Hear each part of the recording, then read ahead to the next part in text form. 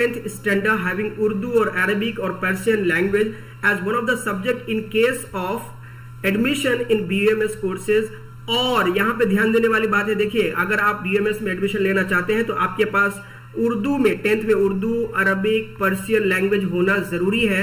One of the subject, इनमें से कोई एक सब्जेक्ट होना जरूरी है अगर आप BUMS में एडमिशन लेना चाहते हैं। लेकिन इंपॉर्टेंट बात है, वहां देखिए आगे सेंटेंस में लिखा हुआ है, और candidate has to pass the test of Urdu 10th standard wherever there is a provision to conduct of such test in this entrance examination conducted by the university or board or registered society or association authorized by the government to conduct such examination। जी हाँ, यदि आपके पास 10th में उर्दू नहीं है तो अब आपको घबराने की जरूरत नहीं है।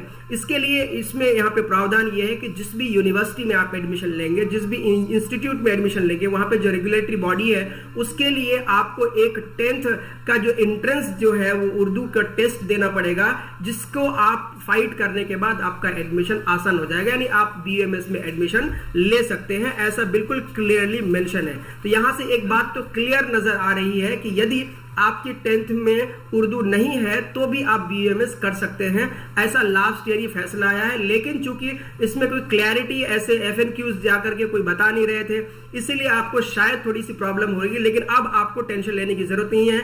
ये डॉक्यूमेंट जो है ओरिजिनल वेबसाइट से है, गवर्नमेंट की तरफ से है, इसलिए आपको ध्यान देना है कि आप BUMS में उर्दू नहीं भी है अगर 10th में तो आप BUMS कर सकते हैं, ऐसा यहाँ पे क्लियरली लिखा हुआ है। लेकिन इसके लिए शर्त यह है कि आगे से आपको जो है उर्दू का एक टेस्ट होगा उसको क्लियर करना अनिवार्य होगा, जिस भी इंस्टीट्यूट में आप दाखिला लेना चाहते हैं।